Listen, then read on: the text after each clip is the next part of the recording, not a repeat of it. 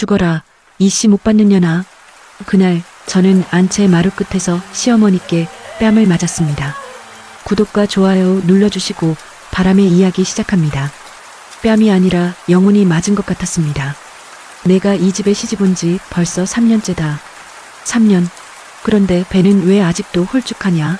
시어머니의 목소리는 안채를 가득 채웠고 그 소리에 행랑채 종들까지 귀를 쫑긋 세웠을 것입니다.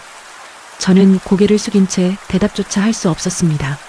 아이가 생기지 않는 것이 온전히 제 탓이라 여겨지는 이 집에서 변명은 곧 불효였으니까요. 어머님, 제가 더 노력하겠습니다. 노력? 내 노력으로 되는 일이었으면 진작 아기 울음소리가 들렸을 게다. 그때 안채 뒤편에서 가늘고 청아한 목소리가 들려왔습니다. 어머님, 진정하세요. 형님께서도 마음 아프실 텐데. 첩 영신이었습니다. 23세 나이에 고운 얼굴과 가냘픈 몸을 가진 그녀는 남편이 1년 전 들인 여인이었습니다. 시어머니는 영신을 보자 표정이 스르륵 풀어졌습니다. 우리 영신이는 참 착하구나.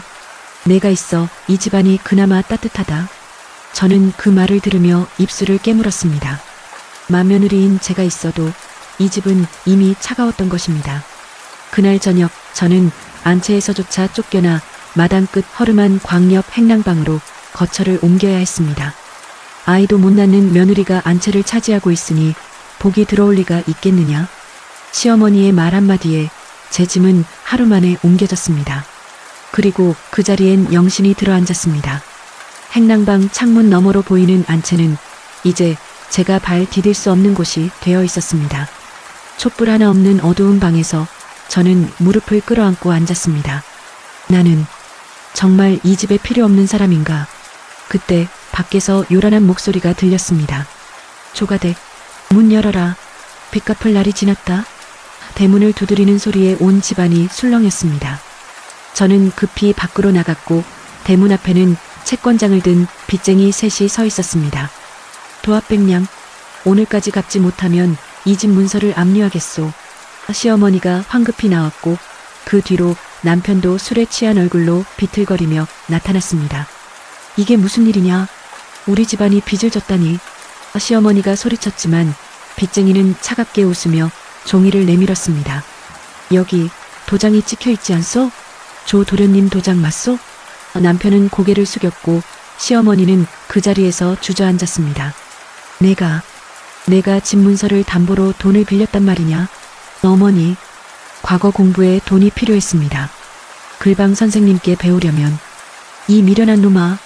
그 순간 영신이 남편의 팔을 붙잡으며 눈물을 글썽였습니다. 도련님께서 그러신 것도 다 이 집안을 위해서였잖아요.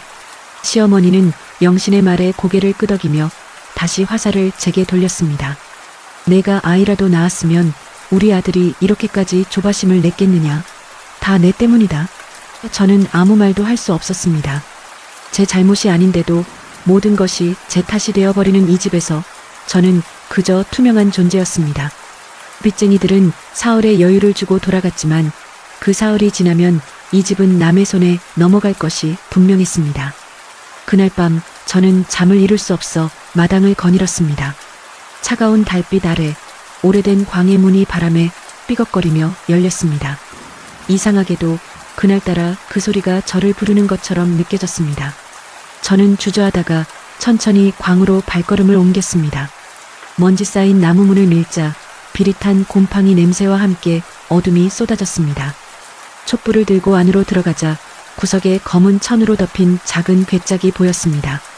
떨리는 손으로 천을 걷어내자 그 안에는 두툼한 장부 한 권과 낡은 부채 하나가 놓여 있었습니다. 장부를 펼치는 순간 제 심장이 세게 뛰었습니다. 한양 동평상단 납품 장부사인 조윤겸 시아버지의 친필이었습니다. 그 안에는 약재, 포목, 문방구, 심지어 부인용 수공예품까지 납품했던 기록이 빼곡히 적혀 있었습니다. 시아버지께서 상당 거래를 하셨다니 저는 믿을 수 없었습니다. 양반 체면을 목숨처럼 여기던 이 집안에서 상업에 손을 댔다는 사실이요. 하지만 동시에 희망이 보였습니다. 제 바느질 솜씨와 이 장부를 연결하면 혹시 이 집을 살릴 수 있지 않을까? 그 순간 밖에서 발소리가 들렸습니다. 형님, 이 밤에 광에서 뭐 하세요? 영신이었습니다. 달빛에 비친 그녀의 얼굴은 의심으로 가득했습니다. 저는 재빨리 장부를 품에 감추고 일어났습니다. 그냥 바람에 문이 열린 것 같아 닫으려고. 혹시 뭔가 숨기시는 거 아니에요? 어머님께 말씀드려야겠어요. 영신의 목소리는 부드러웠지만 그 속에 담긴 위협은 날카로웠습니다. 저는 아무 말 없이 그녀를 지나쳐 행랑방으로 돌아왔습니다. 그리고 장부를 치마 속 깊숙이 감춰 옷장 밑바닥에 숨겼습니다. 그날 밤 저는 결심했습니다. 이 집을 포기할 순 없다.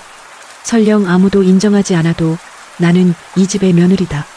그리고 이 집을 살릴 사람도 나다. 촛불을 끄며 저는 작게 중얼거렸습니다. 내일부터 시작이다. 다음 날 새벽 저는 시어머니와 영신이 잠들기를 기다렸다가 몰래 집을 나섰습니다. 손에는 장부 한 권과 제가 직접 만든 향주머니 5개가 들어있었습니다. 한양 동평상전 뒷골목, 장부에 적힌 정흥약방을 찾아가는 길은 멀고도 험했습니다.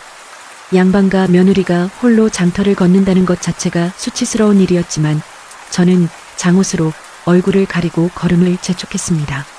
정흥약방, 낡은 간판이 걸린 약방 앞에 섰을 때 저는 잠시 망설였습니다. 하지만 뒤돌아갈 곳도 다른 선택지도 없었습니다. 문을 두드리자 회색 도포를 입은 노인이 문을 열었습니다. 약을 지으러 오셨소? 정문섭 이방을 뵙고자 합니다. 조윤겸 대감의 맏며느리입니다. 그 말에 노인의 눈빛이 달라졌습니다. 조 대감이라 벌써 3년이 지났구려. 그분의 흔적을 잇는 분이 아직 남아있었소? 노인은 저를 방 안으로 들였습니다. 저는 장부를 펼쳐 보였고 노인은 오랫동안 그 글씨를 쓰다듬었습니다. 이 필체, 분명 조 대감이시오. 참 귀한 약재를 골라주셨지. 하지만 거래가 끊기며 백냥이 미수금으로 남았소. 그 거래를 제가 잊고 싶습니다. 노인은 제 얼굴을 찬찬히 살피더니 물었습니다. 여인이 그 무게를 견디시겠소? 저는 대답 대신 치마에서 향주머니를 꺼내 보였습니다. 손바느질로 정성스레 만든 주머니에는 약향이 은은하게 배어 있었습니다. 이건 단순한 수공예품이 아닙니다. 약향을 머금어 여인들의 몸을 편하게 해주는 물건입니다. 부인들 사이에서 필요로 할 것입니다. 노인은 향주머니를 손에 들고 향을 깊이 맡았습니다. 그리고 천천히 고개를 끄덕였습니다. 당신은 준비되어 있구려. 좋소. 일단 10개를 맡기시오. 팔린 만큼 대금을 드리겠소. 그날 저는 약방과의 첫 거래를 성사시켰습니다. 은전 5잎을 성금으로 받았고 열흘 안에 향주머니 10개를 더 만들어 오기로 약속했습니다. 하지만 집으로 돌아가는 길 저는 알 수 없는 불안감에 사로잡혔습니다. 누군가 저를 지켜보는 것 같은 기분이 들었습니다. 뒤를 돌아봤지만 아무도 없었습니다. 그저 착각이겠지. 그렇게 생각하며 집 대문을 열었는데 안채에서 시어머니와 영신이 저를 기다리고 있었습니다. 어디 갔다 오는 게냐?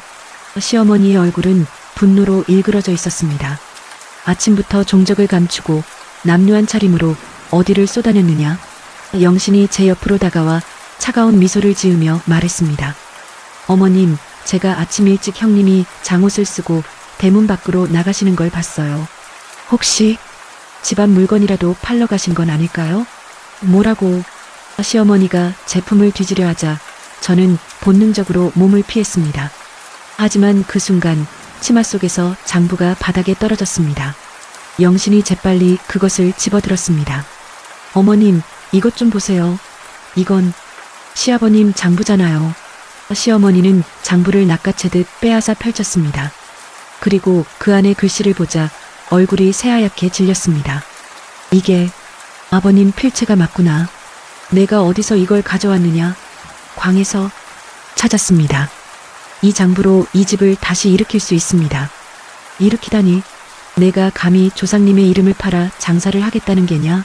시어머니의 목소리는 천둥 같았습니다. 이 집안은 사대부 중인 가문이다. 장사치가 되느니 차라리 굶어 죽는 게 낫다.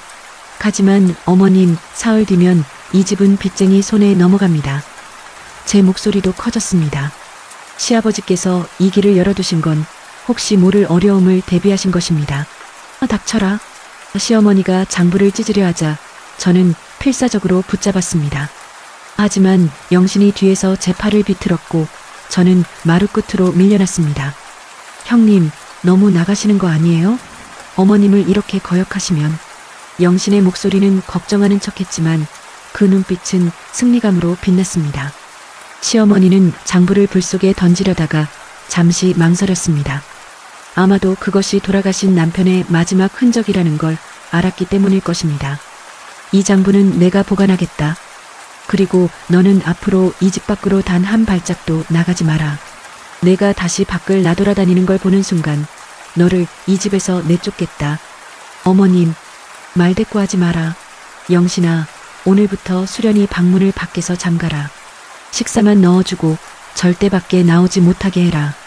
영신은 고개를 깊이 숙이며 대답했습니다. 예, 어머님. 제가 잘 지켜보겠습니다. 저는 그날부터 행랑방에 갇혔습니다. 문은 밖에서 빗장이 걸렸고 작은 창문으로만 햇빛이 들어왔습니다. 하루 두 끼 찬밥과 된장국만이 문틈으로 들어왔습니다. 사흘이 지나고 나흘이 지났습니다. 밖에서는 빚쟁이들이 다시 찾아왔다는 소리, 시어머니가 울부짖는 소리, 남편이 도망쳤다는 소문이 들려왔습니다. 하지만 저는 아무것도 할 수 없었습니다. 그저 좁은 방 안에서 무릎을 끌어안고 앉아있을 뿐이었습니다. 이렇게 끝나는 건가? 그때 밤중에 문틈으로 작은 쪽지 하나가 들어왔습니다. 촛불을 켜고 펼쳐보니 하녀 옥내의 글씨였습니다. 큰 사모님, 내일 새벽 축시, 영신이 친정 가는 날입니다. 그때 제가 문을 열어드리겠습니다. 도망치세요. 저는 쪽지를 꼭 쥐었습니다. 도망이라는 말이 이렇게 달콤하게 들릴 줄은 몰랐습니다. 하지만 동시에 제 안에서 다른 목소리가 들렸습니다. 도망치면 진짜 끝이다. 이 집은 무너지고 너는 평생 도망자로 살게 된다. 저는 밤새 고민했습니다. 그리고 새벽이 밝아올 무렵 결심했습니다. 도망이 아니라 시작이다. 나는 이 집을 포기하는 게 아니라 이 집을 살리러 나가는 것이다. 축시, 문이 조용히 열렸습니다. 옥내가 눈물을 글썽이며 서 있었습니다. 사모님, 어서 가세요. 멀리, 아주 멀리. 고맙습니다, 옥내. 하지만 저는 멀리 가지 않을 겁니다. 이 집 근처에 있을 겁니다. 그리고 반드시 돌아올 겁니다. 저는 작은 보따리 하나만 들고 집을 나섰습니다. 그 안에는 바늘과 실, 그리고 제가 외워둔 약방 주소가 적힌 쪽지가 들어 있었습니다. 새벽 안개 속을 걸으며 저는 뒤돌아보지 않았습니다. 뒤돌아보면 마음이 약해질 것 같았으니까요. 이제부터가 진짜 시작이다. 한양 남문 밖 장터는 새벽이면 곰방대 연기와 미음 냄새가 뒤섞이는 곳입니다. 양반이 발 디디기엔 지나치게 시끄럽고 상인들이 눈을 마주치기엔 지나치게 계산적인 곳입니다. 그곳에 맨몸으로 쫓겨난 양반과 맏며느리가 섰습니다. 저는 나무 바구니 하나를 무릎에 올리고 그 안에 손수 만든 향주머니 3개를 펼쳐놓았습니다. 노점 하나 없이 그저 땅바닥에 앉아서요. 저기요. 향주머니 하나 어떠세요? 약향이 들어있어 몸이 찬분께 좋습니다. 처음 말을 건 아주머니는 제 차림새를 위아래로 훑어보고는 코웃음을 쳤습니다. 양반 말씨 쓰는 걸 보니 어디궁에서 쫓겨났나? 요즘은 며느리도 장사판에 나오는구먼. 주변 상인들이 웃음을 터뜨렸습니다. 누군가가 큰 소리로 외쳤습니다. 아이고, 삼간집 맏며느리가 장터에서 구걸하네. 조심들 하쇼. 양반 채통에 우리 옷이라도 스치면 큰일 나요. 웃음소리가 파도처럼 밀려왔습니다. 저는 고개를 숙인 채 손수건으로 향주머니를 다시 감쌌습니다. 손이 떨렸지만 눈물은 참았습니다. 울면 정말 끝이라고 생각했습니다. 해가 중천에 떴지만 단 하나도 팔리지 않았습니다. 지나가는 사람들은 제 물건을 보고는 비웃거나 아예 쳐다보지도 않았습니다. 이거 얼마요? 한 안하기 물었지만 가격을 듣고는 헛웃음을 쳤습니다. 향주머니 하나에 은전잎? 미쳤구먼. 저 건너 가게에선 반값에 팔던데. 하지만 이건 약향이 들어있어서. 약향은 무슨, 그냥 풀냄새 나는 거 아니요? 안악은 향주머니를 집어던지듯 바구니에 도로 넣고 가버렸습니다. 해가 기울 무렵 저는 단 한 푼도 벌지 못한 채 자리를 정리해야 했습니다. 배는 고팠지만 먹을 것을 살 돈이 없었습니다. 그날 밤 저는 성곽 및 움막에서 잠을 청했습니다. 추위에 떨며 향주머니를 품에 안고요. 이렇게는 안 돼. 다른 방법이 있을 거야. 다음 날도 그 다음 날도 장터는 똑같았습니다. 조롱과 비웃음만 가득했고 제 물건은 거들떠보지도 않았습니다. 나흘째 되는 날 저는 기진맥진해서 바구니를 들 힘조차 없었습니다. 그때 누군가의 그림자가 제 앞에 멈췄습니다. 이 향, 정응약방 방식이군요. 고운 옥색 장옷을 걸친 여인이었습니다. 말투는 단정했고 눈빛은 지적이었습니다. 저는 고개를 들어 그녀를 바라봤습니다. 정문섭 이방의 며느리입니다. 이 향은 어디서 배웠지요? 저는 조윤겸 대감의 맏며느리입니다. 시아버지 장부를 보고 직접 만들었습니다. 여인은 향주머니를 집어 손등에 문질러 보았습니다. 감초 분말을 썼군요. 장기침하는 분에게 이 향이 좋습니다. 솜씨가 범상치 않아요. 그녀는 주변의 시선을 무시한 채 제게 말을 이었습니다. 이런 물건이라면 우리 약방 뒷방에 놓고 팔 수 있습니다. 하지만 수량을 일정하게 돼야 합니다. 가능하시겠어요? 저는 두 손을 모아 깊이 절했습니다. 가능합니다. 매일이라도 만들어 오겠습니다. 그럼 일단 이 세 개를 사겠습니다. 그리고 여인은 품에서 은전 5잎을 꺼냈습니다. 이건 성금입니다.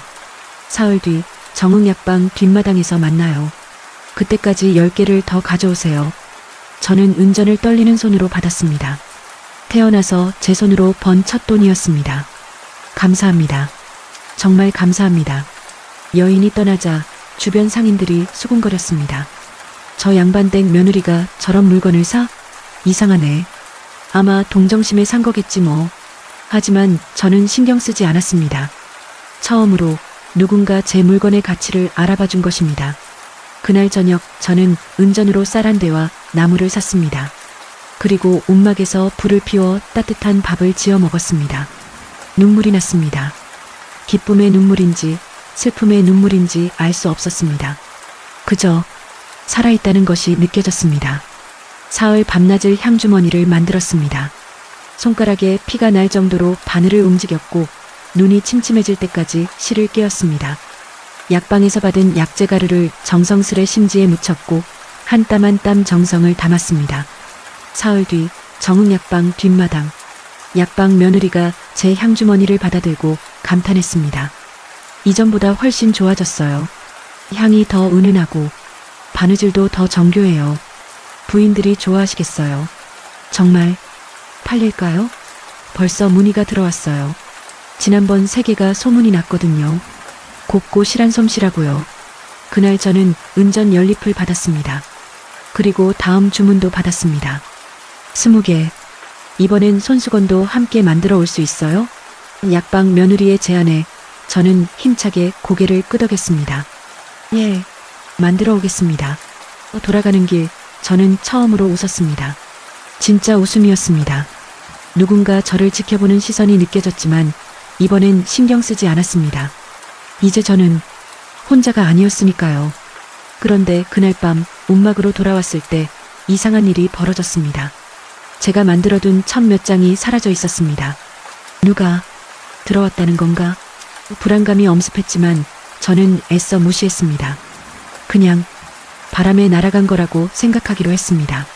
하지만 며칠 뒤 장터에서 제 것과 똑같은 향주머니가 팔리고 있다는 소문을 들었습니다. 그것도 제 값의 절반도 안 되는 가격으로요. 누군가 날 따라하고 있다.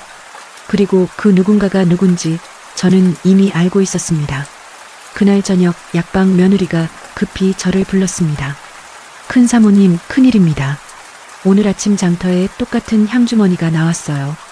그것도 헐값에요. 제 것을 따라한 겁니까? 그뿐만이 아닙니다. 그 사람이 말하길 자기가 진짜 조대감댁 며느리래요. 큰 사모님이 가짜라고. 저는 주먹을 불끈 쥐었습니다. 영신, 그녀였습니다. 어떻게 이럴 수가. 약방 며느리가 제 손을 잡았습니다. 하지만 걱정 마세요. 부인들은 이미 큰 사모님 솜씨를 알아봐요.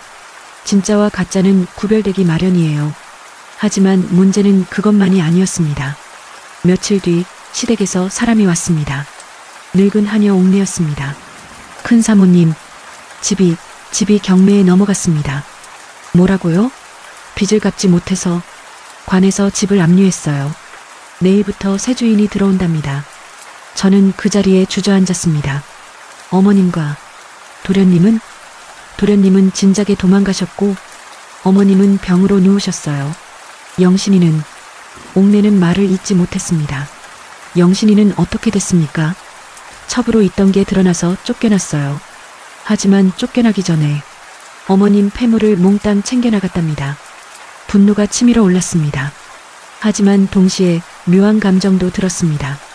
이제 돌아갈 집도 없구나. 큰 사모님, 어머님께서 사모님을 찾으신답니다. 마지막으로 한 번만. 저는 고개를 저었습니다. 아직 때가 아닙니다. 제가 돌아가려면 제대로 된 모습으로 가야 합니다. 하지만 옥내 어머님께 전해주세요. 제가 반드시 그 집을 되찾을 거라고, 그리고 제대로 된 며느리로 돌아갈 거라고. 옥내는 눈물을 흘리며 돌아갔습니다. 저는 그날 밤 결심을 더 굳게 다졌습니다. 영신이가 내 물건을 흉내낸다고? 좋아. 내가 훨씬 더 앞서가면 된다. 다음 날부터 저는 새로운 물건을 개발하기 시작했습니다. 단순한 향주머니가 아니라 용도별로 특화된 물건들이었습니다. 기침하는 아이를 위한 작은 목베개, 손발이 찬 부인을 위한 손난로 주머니, 잠 못 드는 노인을 위한 베갯속. 약방 며느리는 제 새로운 물건들을 보고 감탄했습니다. 이건 정말 기발해요. 부인들이 환장하실 거예요. 과연 새 물건들은 불티나게 팔렸습니다. 그리고 제 이름도 조금씩 알려지기 시작했습니다. 심지방 수련사부, 그것이 제 새로운 이름이었습니다. 한 달이 지나자 저는 작은 방 하나를 얻을 수 있었습니다. 2달이 지나자 과부 2명이 제게 바느질을 배우고 싶다며 찾아왔습니다. 저희도 살고 싶습니다. 사부님처럼. 저는 그들을 받아들였습니다. 그리고 함께 물건을 만들기 시작했습니다. 3달이 지나자 우리는 작은 작업장을 차릴 수 있었습니다. 심지방 간판을 내걸었습니다. 그날 축하하러 온 약방 며느리가 말했습니다. 축하해요, 사부님. 이제 진짜 시작이네요. 하지만 저는 알고 있었습니다. 이건 시작이 아니라 복수의 준비 과정이라는 것을요. 그날 밤 뜻밖의 손님이 심지방을 찾아왔습니다. 남루한 옷을 입은 여인이었는데 가까이 다가오자 알 수 있었습니다. 영신이었습니다. 형님, 그녀의 얼굴은 초췌했고 눈가에는 멍이 들어 있었습니다. 제발 저 좀 도와주세요. 갈 곳이 없어요. 저는 차갑게 웃었습니다. 내 물건을 훔쳐 팔던 사람이 이제 와서 도와달라고요? 그건 제가 잘못했어요. 하지만 저도 먹고 살아야 했잖아요. 나도 먹고 살아야 했습니다. 당신이 날 쫓아낼 때는 생각 안 했나요? 영신은 무릎을 꿇었습니다. 제발요 형님. 하룻밤만 재워주세요. 돈은 나중에 갚을게요. 저는 잠시 고민했습니다. 마음 한편으로는 그녀를 쫓아내고 싶었습니다. 하지만 들어오세요. 하지만 조건이 있습니다. 여기서 일하세요. 다른 사람들처럼 바느질을 배우고 품삯을 받으세요. 영신은 고개를 끄덕였습니다. 하지만 저는 알고 있었습니다. 이 여자를 믿을 수 없다는 것을요. 그리고 며칠 뒤 제 예상은 들어맞았습니다. 영신이 우리 작업장 도면과 약재 배합법을 빼돌려 다른 상단에 팔려 했던 것입니다. 다행히 옥내가 그 사실을 미리 알아차렸고 저는 영신을 현장에서 잡았습니다. 왜 이러세요, 형님? 저도 살아야 한다고요. 살려면 제대로 살아야지 남의 것을 훔쳐서 사는 게 사는 겁니까? 저는 영신을 관가에 고발했습니다. 도둑질 혐의로요. 영신은 곤장을 맞고 한양에서 추방당했습니다. 그녀가 끌려가며 저를 노려보던 눈빛을 저는 평생 잊지 못할 것입니다. 언젠가 복수할 거예요. 하지만 저는 담담하게 대답했습니다. 복수하려면 먼저 사람이 되세요. 영신이 사라지자 심지방은 더 안정적으로 운영되었습니다. 그리고 반년 뒤 드디어 그 소식을 들었습니다. 경매에 넘어갔던 시댁이 다시 매물로 나왔다는 것을요. 새 주인이 빚을 감당 못해 다시 내놓은 것이었습니다. 저는 그동안 모은 돈을 모두 꺼냈습니다. 그리고 관가로 향했습니다. 이 집을 사겠습니다. 관리는 저를 위아래로 훑어보았습니다. 여인이 집을 산다고? 보증인은? 제가 운영하는 심지방이 보증입니다. 여기 납세 기록과 거래 장부가 있습니다. 관리는 놀란 눈으로 장부를 확인했습니다. 이게 정식 상단 등록이 되어 있구먼. 줬소. 매매 계약서를 쓰시오. 그날 저는 시댁을 되찾았습니다. 하지만 제 이름으로요. 조수련. 더 이상 누구의 며느리가 아닌 제 이름으로요. 시댁 대문을 다시 연 날 저는 옥내와 함께 집안을 살폈습니다. 안채는 무너져 있었고 사랑채 벽지는 곰팡이로 뒤덮여 있었습니다. 하지만 저는 웃었습니다. 이제 진짜 내 집이네요. 옥내가 눈물을 흘렸습니다. 큰 사모님, 아니 이제 사부님이라 불러야겠지요. 정말 해내셨습니다. 저는 고개를 저었습니다. 아직 끝이 아닙니다. 이제부터가 시작이에요. 집을 수리하고 작업장으로 개조하는데 2달이 걸렸습니다. 안채는 바느질 작업실로, 사랑채는 거래 사무실로, 행랑채는 여인들의 숙소로 바뀌었습니다. 그리고 대문 위에 큰 간판을 걸었습니다. 심지방 마이너스 여인들의 집 소문은 빠르게 퍼졌습니다. 저 집이 옛날 조가댁 아니냐? 맞아. 그런데 이제 여자들만 일하는 작업장이 됐대. 세상에 며느리가 시댁을 되찾았다니. 한양 사대부들은 혀를 찼지만 여인들은 달랐습니다. 과부들, 버려진 며느리들, 빚에 쫓기는 안악들이 하나둘씩 찾아왔습니다. 저도 일하고 싶습니다. 바느질 배울 수 있을까요? 제발 저 좀 받아주세요. 저는 그들을 모두 받아들였습니다. 조건은 하나뿐이었습니다. 스스로 살겠다는 의지만 있으면 됩니다. 심지방은 점점 커졌습니다. 10명, 20명, 30명. 여인들이 모여들었고 우리의 물건은 한양을 넘어 지방까지 팔려나갔습니다. 그 무렵 한양 좌이정댁에서 초청장이 날아왔습니다. 심지방 사부님께서 만드신 물건을 직접 보고 싶습니다. 이것은 기회였습니다. 초청 당일 저는 가장 정성스레 만든 물건들을 들고 좌이정댁으로 향했습니다. 대문을 들어서자 화려한 정원과 높은 기와집이 눈에 들어왔습니다. 이쪽으로 오시지요. 안내받은 곳은 안채의 사랑방이었습니다.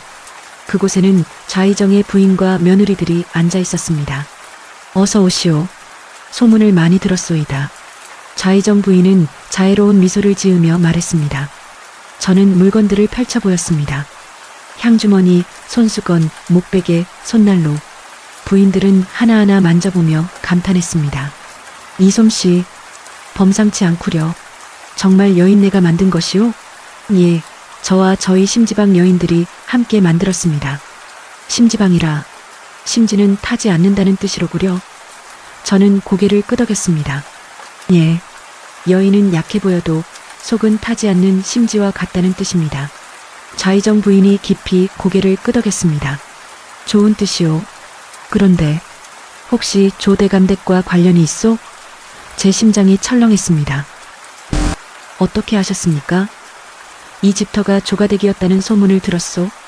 그리고 당신 솜씨를 보니 양반과 교육을 받은 게 분명하오. 저는 잠시 망설이다가 솔직하게 말했습니다. 예, 저는 조가댁의 맏며느리였습니다. 하지만 아이를 낳지 못해 쫓겨났고 이제는 제 이름으로 살고 있습니다. 쫓겨났다니. 그런 일이. 좌이정 부인의 눈빛이 변했습니다.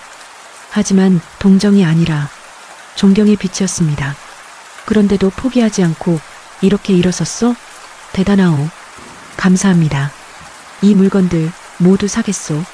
그리고 좌이정 부인이 제 손을 잡았습니다. 앞으로 우리 집안 부인들 물건은 모두 당신네 심지방에서 맡기겠소. 그리고 다른 양반댁에도 소개해주겠소. 그날 저는 큰 거래를 성사시켰습니다. 그리고 더 중요한 것을 얻었습니다. 인정이었습니다. 돌아오는 길 하늘이 유난히 맑았습니다. 저는 하늘을 보며 중얼거렸습니다. 시아버지, 보고 계십니까? 제가 해냈습니다. 그날 밤 심지방에서는 작은 잔치가 벌어졌습니다. 여인들이 모두 모여 축하했습니다. 사부님 덕분에 우리도 살 수 있어요. 이제 우린 떳떳하게 돈을 벌 수 있어요. 저는 그들을 보며 생각했습니다. 이게 진짜 내가 원하던 거였구나. 혼자만의 복수가 아니라 함께 일어서는 것. 하지만 그 기쁨도 잠시, 며칠 뒤 충격적인 소식을 들었습니다. 사부님, 시어머님께서 위독하시답니다. 옥내가 급히 달려왔습니다. 어디 계십니까? 친척집에 얹혀 계시는데 병이 깊으셔서 곧 돌아가실 것 같답니다. 저는 망설였습니다. 가야 하나? 아니면. 하지만 결국 발걸음을 옮겼습니다. 시어머니가 계신 곳은 한양 외곽의 허름한 집이었습니다. 방 안으로 들어가자 뼈만 앙상하게 남은 시어머니가 누워 계셨습니다. 어머님, 저 왔습니다. 시어머니는 눈을 뜨려 애쓰셨습니다. 그리고 제 얼굴을 보자 눈물을 흘리셨습니다. 수련아. 예, 어머님. 미안하다. 정말 미안하구나. 그것이 시어머니의 마지막 말씀이었습니다. 저는 시어머니의 손을 잡았습니다. 미워할 수도 있었지만 이미 그럴 힘도 없었습니다. 괜찮습니다, 어머님. 이제 다 괜찮습니다. 시어머니는 제 손을 꼭 쥐고 조용히 눈을 감으셨습니다. 장례는 심지방에서 치렀습니다. 화려하지 않았지만 정성스러웠습니다. 그리고 시어머니를 조상묘 옆에 모셨습니다. 장례를 마친 날 밤 남편이 나타났습니다. 초췌한 몰골로 행랑채 앞에서 망설이고 있었습니다. 수련아. 저는 차분히 그를 바라보았습니다. 무슨 일로 오셨습니까? 어머니 장례식을 치렀다며. 나도 인사라도. 인사는 이미 늦었습니다. 어머님은 돌아가셨습니다. 남편은 고개를 숙였습니다. 미안하다. 정말 미안하다. 미안하다는 말도 이제 필요 없습니다. 돌아가세요. 수련아, 제발.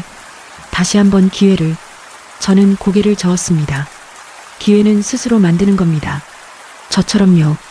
이제 저는 당신의 아내가 아닙니다. 남편은 말없이 돌아섰습니다. 그의 뒷모습을 보며 저는 아무런 감정도 느끼지 못했습니다. 이미 끝난 일이었으니까요. 그 후 1년 심지방은 한양에서 가장 유명한 여인 작업장이 되었습니다.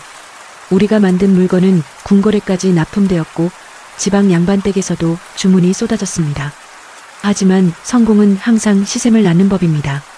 한양의 남성 상단들이 심지방을 압박하기 시작했습니다. 여자들이 무슨 장사냐? 집안에나 있어야지. 저것들 때문에 우리 물건이 안 팔린다. 급기야 그들은 관가에 고발장을 냈습니다. 심지방은 여인들을 선동하여 가정을 파괴하고 있습니다. 관아에서 저를 불렀습니다. 저는 당당히 관아로 향했습니다. 심지방 여인들이 모두 따라왔습니다. 사부님, 혼자 보낼 수 없어요. 우리도 함께 가겠습니다. 관아 앞에는 우리를 고발한 상단주들이 늘어서 있었습니다. 그들은 우리를 보며 비웃었습니다. 여편네들이 때로 몰려왔구먼. 사또가 나와 물었습니다. 심지방 대표가 누구냐? 제가 조수련입니다. 이들 말에 의하면 내가 여인들을 선동해 가정을 벌이게 한다는데 사실이냐? 사실이 아닙니다. 저는 또렷하게 대답했습니다. 저희는 단지 스스로 먹고 살 길을 찾은 것뿐입니다. 남편에게 버림받은 과부, 시댁에서 쫓겨난 며느리, 빚에 쪼들리는 여인들. 그들이 굶어 죽지 않으려면 일해야 합니다. 하지만 여자가 장사를 하는 것은 도리에 어긋나지 않느냐? 상단주 하나가 소리쳤습니다. 저는 그를 똑바로 바라보며 말했습니다. 도리라면 남편이 아내를 버리는 것도 도리에 어긋납니다. 시댁이 며느리를 굶기는 것도 도리에 어긋납니다. 그런데 왜 여인이 살려고 일하는 것만 도리에 어긋난다 하십니까? 관아가 조용해졌습니다. 사또가 물었습니다. 내가 하는 일이 정당하다는 증거가 있느냐? 여기 있습니다. 저는 납세 기록, 거래 장부, 그리고 좌의정댁의 추천서를 내밀었습니다. 사또는 서류들을 찬찬히 살펴보았습니다. 이것들은 정식 상단의 것이 맞구나. 좌의정댁 도장까지 있고. 사또가 상단주들을 바라보았습니다. 이들 중 좌의정댁 추천서를 가진 자가 있느냐? 상단주들은 입을 다물었습니다. 없으면 물러가라. 이것은 정당한 상업 활동이다. 우리는 승리했습니다. 관할을 나서자 여인들이 환호했습니다. 이겼어요. 우리가 이겼어요. 하지만 저는 알고 있었습니다. 이건 끝이 아니라는 것을요. 과연 며칠 뒤 더 큰 문제가 터졌습니다. 심지방에 불이 난 것입니다. 한밤중 갑자기 안채에서 불이 났습니다. 불이야, 불. 여인들이 비명을 지르며 뛰어나왔습니다. 다행히 인명피해는 없었지만 안채의 절반이 타버렸습니다. 불을 끈 후 저는 현장을 살폈습니다. 그리고 이상한 것을 발견했습니다. 기름 자국과 부싯돌이었습니다. 이건 방아다. 누군가 일부러 불을 지른 것이었습니다. 다음 날 의심스러운 소문이 돌았습니다. 심지방 여자들이 촛불을 잘못 다뤄 불이 났대. 역시 여자들은 조심성이 없어. 저는 이것이 계획된 일임을 직감했습니다. 누군가 우리를 무너뜨리려 하고 있었습니다. 하지만 포기할 수 없었습니다. 우리는 불탄 안채를 다시 지었습니다. 여인들이 모두 나서서 벽돌을 나르고 벽지를 발랐습니다. 우리 집이잖아요. 우리가 지켜야죠. 한 달 만에 안채는 다시 일어섰습니다. 그리고 이전보다 더 단단해졌습니다. 그 무렵 놀라운 소식을 들었습니다. 궁궐에서 심지방에 정식 납품 제안을 한 것입니다. 왕대비마마께서 심지방 물건을 쓰고 싶어 하신답니다. 이것은 엄청난 기회였습니다. 궁궐 납품이 되면 아무도 우리를 함부로 대할 수 없게 됩니다. 저는 최고의 물건들을 준비했습니다. 왕대비마마를 위한 특별한 향주머니, 대전마마를 위한 목베개, 왕세자를 위한 손수건, 하나하나에 정성을 다했습니다. 납품 당일 저는 궁궐로 향했습니다. 대궐 문을 들어서는 순간 가슴이 두근거렸습니다. 이게 진짜 현실인가? 왕대비마마의 처소로 안내받았습니다. 왕대비마마는 자애로운 미소로 저를 맞아주셨습니다. 이것이 소문의 심지방 물건이로구나. 예, 마마. 정성껏 준비했습니다. 왕대비마마는 향주머니를 들어 향을 맡으셨습니다. 향이 참 은은하구나. 마음이 편안해지는구나. 감사합니다, 마마. 그런데 왕대비마마가 저를 바라보셨습니다. 내가 바로 조대감댁 며느리였다지? 저는 깜짝 놀랐습니다. 어떻게? 궁궐에 소식 못 들어오는 게 없느니라. 남편에게 버림받고 시댁에서 쫓겨났다가 스스로 일어섰다지? 예, 마마.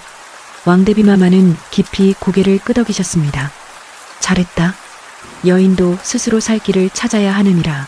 내 심지방이 본이 되어주길 바란다. 마마. 눈물이 났습니다. 이렇게 인정받을 줄은 몰랐습니다. 앞으로 궁궐 물건은 모두 심지방에 맡기겠느니라. 그리고 왕대비마마가 내관에게 무언가 가져오라 하셨습니다. 내관이 가져온 것은 금패였습니다. 이것은 궁궐 어용 상단의 증표이니라. 이제 아무도 너희를 함부로 하지 못할 것이다. 저는 금패를 떨리는 손으로 받았습니다. 이것은 단순한 금패가 아니었습니다. 인정이었고 보호였고 미래였습니다. 궁궐에서 나오는 길, 하늘이 눈부시게 밝았습니다. 저는 금패를 가슴에 품고 심지방으로 향했습니다. 이제 진짜 시작이다. 궁궐 어용 상단이 된 후 심지방은 더 이상 누구도 함부로 할 수 없는 곳이 되었습니다. 상단주들은 우리를 시샘했지만 감히 건드릴 수 없었습니다. 여인들은 떳떳하게 일했고 당당하게 돈을 벌었습니다. 하지만 진짜 시련은 따로 있었습니다. 어느 날 한양에 흉흉한 소문이 돌았습니다. 심지방이 부녀자들을 깨어 가정을 파괴한다더라. 저기 모인 여자들은 다 남편 버린 년들이래. 애 버리고 돈만 밝히는 년들이라더니 저는 처음에는 무시했습니다. 소문은 언제나 있는 법이니까요. 하지만 소문은 점점 커졌고 급기야 여인들의 가족들이 찾아와 난동을 부리기 시작했습니다. 내 마누라 내놔. 우리 며느리 돌려줘. 저것들 때문에 집안이 망했다. 저는 그들을 만나 차분히 설명했습니다. 저희는 아무도 강제로 데려온 적 없습니다. 모두 스스로 온 분들입니다. 거짓말. 내가 꼬드긴 거야. 한 남자가 저를 밀쳤습니다. 저는 뒤로 넘어졌고 여인들이 저를 보호하려 앞으로 나섰습니다. 사부님을 건드리지 마. 상황이 험악해지자 관아에서 관리가 나왔습니다. 무슨 소동이냐? 이 여자가 우리 식구들을 꼬드겨 갔습니다. 관리가 저를 보며 물었습니다. 사실이냐? 아닙니다. 저희는 그때 여인 한 명이 앞으로 나섰습니다. 남편에게 맞아 얼굴에 상처가 있던 여인이었습니다. 제가 말하겠습니다. 그녀가 남편을 똑바로 바라보며 말했습니다. 당신이 날 매일 때렸잖아요. 술 먹고 와서 주먹질하고 발길질하고 아이들 앞에서까지. 그건 내가 말을 안 들어서. 말을 안 들면 때려도 된다고요? 저도 사람입니다. 살고 싶어서 여기 온 겁니다. 다른 여인들도 하나씩 나서기 시작했습니다. 시어머니가 저를 개 취급했어요. 밥도 개밥처럼 주고 남편이 첩을 들이고 저를 쫓아냈어요. 빚쟁이한테 팔려갈 뻔했어요. 여인들의 증언이 이어지자 남자들은 입을 다물었습니다. 관리가 말했습니다. 이것들이 사실이냐? 남자들은 대답하지 못했습니다. 법으로 보아도 여인이 생명의 위협을 느끼면 피신할 권리가 있다. 더 이상 소동 부리지 말고 물러가라. 남자들은 투덜거리며 물러갔습니다. 하지만 저는 알았습니다. 이것은 끝이 아니라는 것을요. 며칠 뒤 더 큰 사건이 터졌습니다. 심지방 여인 하나가 친정 오빠들에게 납치당한 것입니다. 매 맞고 사는 게 여자 팔자다. 어디 감히 집을 나와. 오빠들은 여동생을 끌고 가려 했고 여인은 필사적으로 저항했습니다. 싫어요. 저 안 가요. 거기 가면 죽어요. 저는 즉시 심지방 여인들을 이끌고 쫓아갔습니다. 우리는 그들을 막아섰습니다. 비켜라. 우리 식구 일이야. 그 여인도 사람입니다. 원치 않으면 갈 필요 없습니다. 옆엔 내가 무슨. 오빠가 저를 밀치려 했지만 여인들이 저를 에워쌌습니다. 우리 사부님을 건드리면 가만 안 둬. 30명의 여인들이 일제히 앞으로 나섰습니다. 오빠들은 겁을 먹었습니다. 이게 무슨. 우리도 사람입니다. 맞고 살 이유가 없습니다. 이제 우리는 혼자가 아닙니다. 여인들의 외침에 지나가던 사람들이 모여들었습니다. 오빠들은 결국 물러섰습니다. 하지만 떠나며 저를 노려보았습니다. 두고 보자. 그날 밤 저는 여인들을 모아놓고 말했습니다.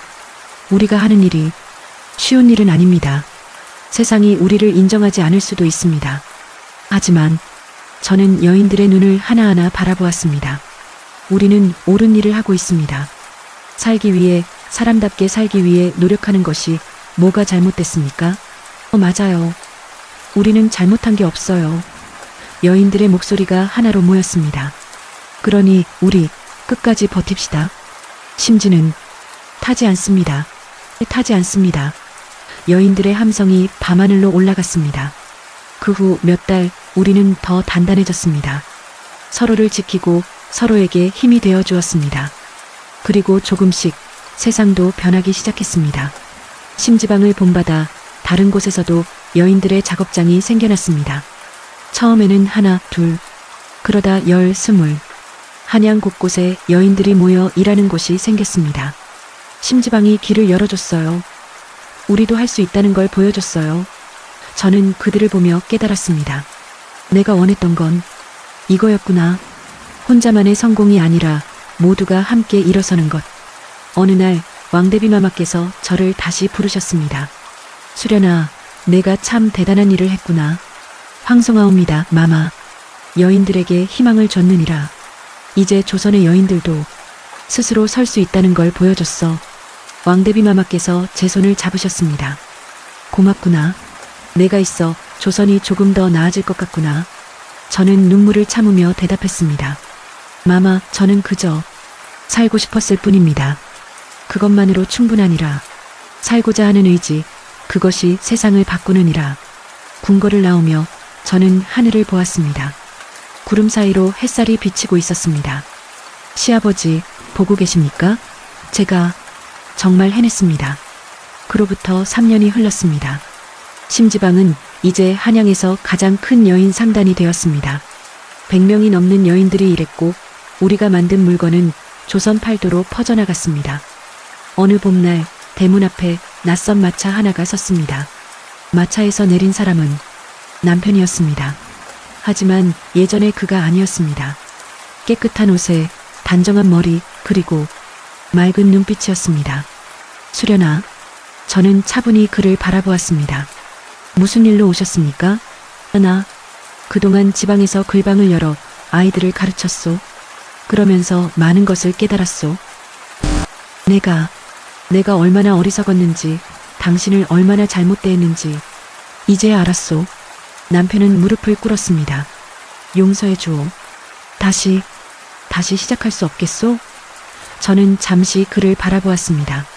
한때는 사랑했던 사람, 한때는 원망했던 사람. 일어나세요. 수련아. 용서는 이미 했습니다. 하지만 다시 시작은 없습니다. 남편의 얼굴이 일그러졌습니다. 왜 안 돼요? 우리는 이미 다른 사람이 되었습니다. 저는 더 이상 누군가의 아내로 살고 싶지 않습니다. 저는 저로 살고 싶습니다. 하지만 당신도 당신의 길을 가세요. 아이들을 가르치는 일 좋은 일입니다. 그 길을 가세요. 그리고 저는 제 길을 가겠습니다. 남편은 한참을 서 있다가 천천히 고개를 숙였습니다. 알았소. 그리고 고맙소. 내 어리석음을 용서해줘서. 남편이 떠난 후 옥내가 물었습니다. 정말 괜찮으세요? 예, 괜찮습니다. 이제 정말 자유로워진 것 같아요. 그날 저녁 심지방에서는 작은 모임이 있었습니다. 새로 합류한 여인들을 환영하는 자리였습니다. 사부님, 인사 말씀 부탁드립니다.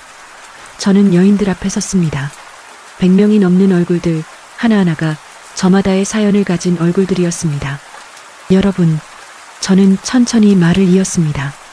저는 3년 전 이 자리에서 쫓겨났습니다. 아이를 낳지 못했다는 이유로, 쓸모없다는 이유로 여인들이 숨을 죽이고 들었습니다. 그때 저는 생각했습니다. 내가 정말 쓸모없는 사람인가? 내가 정말 살 가치가 없는 사람인가? 저는 여인들의 눈을 하나하나 바라보았습니다. 하지만 이제 압니다. 우리는 쓸모없는 사람이 아닙니다. 우리는 살 가치가 있는 사람들입니다. 맞아요. 우리는 가치 있어요. 여인들의 목소리가 터져나왔습니다. 세상이 우리를 버렸지만 우리는 우리를 버리지 않았습니다.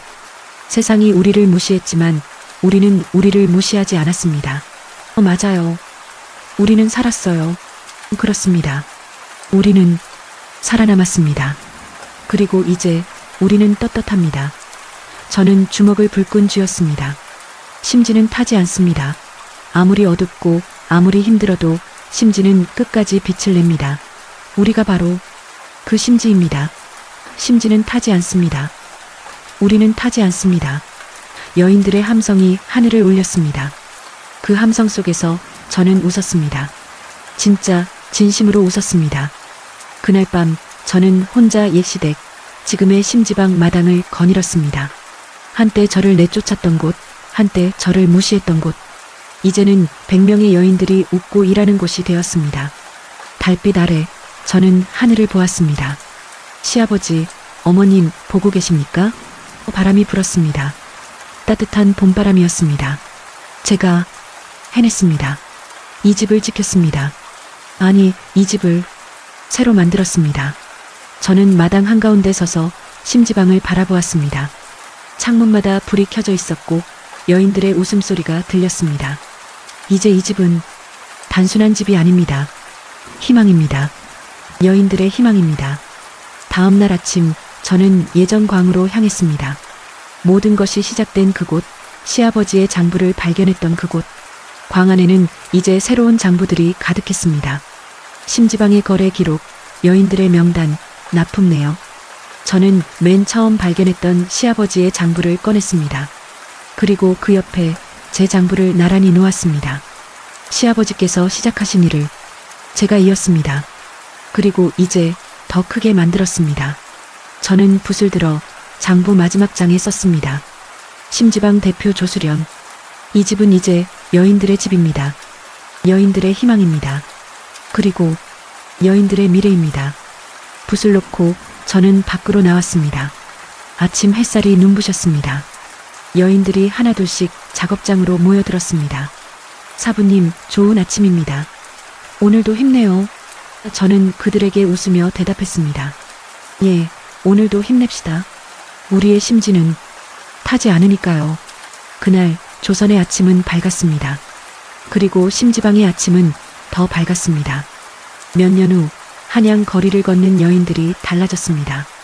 고개를 숙이고 걷던 여인들이 이제는 당당히 걸었습니다. 장터에서 물건을 파는 여인들이 이제는 떳떳했습니다. 심지방 덕분이래요. 저기서 길을 열어줬대요. 우리도 할 수 있다는 걸 보여줬대요. 소문은 조선 팔도로 퍼졌습니다.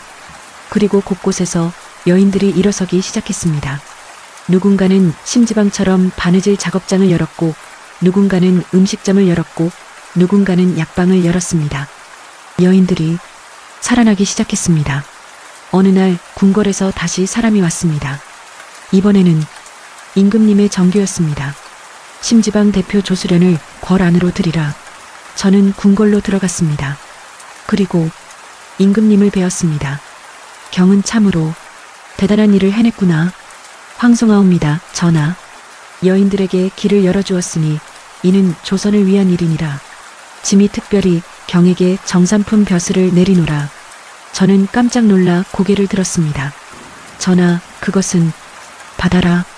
경은 받을 자격이 있느니라. 그날 저는 조선 역사상 처음으로 여인으로서 정산품 벼슬을 받았습니다. 궁궐을 나오며 저는 하늘을 보았습니다. 구름 한 점 없이 맑았습니다. 우리가 해냈습니다. 우리 여인들이 해냈습니다. 심지방으로 돌아오자 여인들이 환호했습니다. 사부님, 정산품이시라며요. 우리 사부님이 벼슬아치가 되셨어요. 저는 웃으며 손을 저었습니다. 벼슬은 중요하지 않습니다. 중요한 건 우리가 함께 여기 있다는 것입니다. 그날 밤 심지방에서는 큰 잔치가 벌어졌습니다. 100명이 넘는 여인들이 모여 노래하고 춤췄습니다. 저는 그들을 보며 생각했습니다. 이것이 내가 꿈꾸던 세상이구나. 여인들이 웃고, 여인들이 당당하고, 여인들이 사람으로 사는 세상. 밤이 깊어갈 무렵 저는 홀로 마루에 앉았습니다. 그리고 옛날 이 집에서 쫓겨났던 그날을 떠올렸습니다. 만약 그때 포기했다면? 저는 고개를 저었습니다. 아니, 나는 포기할 수 없었다. 살아야 했으니까. 바람이 불었습니다. 따뜻한 바람이었습니다. 저는 눈을 감고 바람을 느꼈습니다. 시아버지, 어머님, 그리고 이 땅의 모든 여인들, 우리는 살아남았습니다. 그리고 이제 우리는 살아갑니다. 눈을 떴을 때 달빛이 마루를 비추고 있었습니다. 그 빛 속에서 저는 미소 지었습니다. 심지는 타지 않습니다. 절대로. 그리고 저는 일어나 작업장으로 향했습니다. 내일도 해야 할 일이 있었으니까요. 여인들과 함께 바느질을 하고 물건을 만들고 희망을 짜는 일이요. 조선의 밤은 깊었지만 심지방의 등불은 환했습니다. 그 빛은 한양을 넘어 조선 팔도를 넘어 여인들의 마음속까지 닿았습니다. 그리고 그 빛은 절대 꺼지지 않을 것입니다. 심지는 타지 않으니까요. 이어서 2편이 시작됩니다. 2편 어머니의 보양차를 먹고 잠자리를 거부하는 새신랑. 신랑이 쓰러지다. 서방님, 괜찮으세요? 그 순간이었습니다.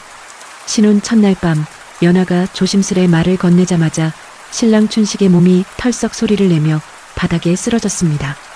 이불 위에 기대 서 있던 그가 갑자기 눈을 뒤집고 고꾸라졌던 것입니다. 서서방님, 연하는 떨리는 손으로 춘식을 흔들었습니다. 그러나 아무런 반응도 없었습니다. 숨은 쉬고 있었지만 눈꺼풀은 감긴 채 몸은 축 늘어진 채였습니다. 신혼 첫날 밤 신랑이 혼절한 채 아무 반응이 없습니다. 이상했습니다. 낮에는 멀쩡했습니다. 웃었고 걸었고 심지어 그녀의 손도 잡았습니다. 하지만 밤이 되자마자 쓰러진 것입니다. 그것도 마치 기절이라도 한 것처럼 말입니다. 분명히 낮에는 정상이었는데 연하는 춘식의 얼굴을 바라보며 혼잣말을 되뇌었습니다. 그 얼굴은 편안하게 잠든 듯 했지만 어딘가 의지와 상관없이 잠든 사람처럼 보였습니다. 그날 밤 연하는 눈을 붙이지 못했습니다. 신랑은 내내 깊은 잠에서 깨어나지 않았고 그녀는 그 옆에서 조용히 숨결을 살피며 새벽을 맞이했습니다. 이건 단순한 피곤함이 아니야. 연하는 속으로 중얼거렸습니다. 이튿날 아침 아무 일도 없었다는 듯 춘식은 자리에서 일어났고 강씨 부인은 정성껏 끓인 보양차를 내왔습니다. 오늘은 감초와 구기자를 더 넣었단다. 우리 춘식 밤새 잘 잤지? 예, 어머니. 잘 잤습니다. 춘식은 어색한 미소와 함께 보양차를 들이켰습니다. 그 모습을 지켜보던 연하의 눈빛은 흔들리고 있었습니다. 정말 잘 잔 걸까? 아니면 기억이 나지 않는 걸까? 왜 밤이 되면 저렇게 변하는 걸까? 그녀는 몰랐습니다. 이 집안에서 벌어지고 있는 일이 단순한 신혼의 문제가 아니라는 것을, 그리고 그 모든 일의 중심에는 매일 아침 그 보양차가 있다는 사실을. 둘째 날 밤 역시 춘식은 저녁상을 치우고 나자마자 눈꺼풀이 덮이는 듯 멍해지더니 마치 끌려가듯 방으로 들어와 그대로 쓰러져 잠들었습니다. 연하는 침착하려 했습니다. 사흘이면 피곤이 풀린다더니 이건 피곤의 문제가 아닌데, 그녀는 조심스럽게 춘식의 손목을 잡고 맥을 짚어보았습니다. 맥은 안정되어 있었고 숨결도 고르며 몸에 열도 없었습니다. 아픈 사람의 모습이 아니었습니다. 그러나 정신 반응이 전혀 없었습니다. 서방님, 정말 아무것도 기억이 없으신 겁니까? 다음 날 아침 연하가 물었습니다. 춘식은 곤란한 듯 미소를 지었습니다. 예, 누웠던 것만 기억납니다. 눈이 감기니 정신이 아득해져서 깨어보면 아침입니다. 그 대답은 더 큰 불안을 안겨주었습니다. 그는 의지 없이 잠들고 기억 없이 깨어나는 상태였습니다. 그날 아침도 어김없이 강씨 부인이 보양차를 내왔습니다. 솥뚜껑을 여는 순간 퍼지는 향은 강하고 깊었으나 어딘가 익숙하지 않은 냄새가 함께 섞여 있었습니다. 연하는 조심스럽게 말을 건넸습니다. 어머님, 제가 차를 한번 끓여보겠습니다. 순간 강씨 부인의 표정이 굳었습니다. 그러나 이내 억지 미소를 지으며 말했습니다. 새댁은 아직 집안일에 익숙지 않으니 이런 건 내가 하는 것이 좋지. 말은 부드러웠지만 그 뒤로 솥을 손에서 절대 놓지 않으려는 기색이 분명했습니다. 연하의 마음속에 작은 의문이 자라기 시작했습니다. 왜 이렇게까지 자신이 끓이려는 걸까? 그날 낮 연하는 춘식과 함께 천리골 뒤편의 약초밭을 걸었습니다. 춘식은 햇볕 아래에서는 오히려 건강해 보였습니다. 걷는 것도 자연스러웠고 말도 잘했고 손의 힘도 괜찮았습니다. 낮엔 괜찮은데 왜 밤만 되면 저렇게 되는 걸까? 연하의 혼잣말에 춘식은 고개를 기울였습니다. 제가 그렇습니까?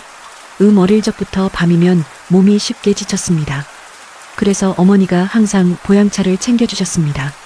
그 말을 듣는 순간 연하는 이상한 연결점 하나를 떠올렸습니다. 밤에 쓰러지듯 잠든 날들, 그날 아침엔 반드시 그 보양차를 마셨다는 것. 정확히 보양차를 마신 날만 같은 패턴이 반복되었습니다. 그날 밤 역시 춘식은 저녁을 먹고 나자마자 눈이 반쯤 감긴 채 어눌해졌고 대답도 제대로 하지 못한 채 쓰러지듯 잠들었습니다. 그러나 이번에는 이전보다 더 깊고 더 긴 잠이었습니다.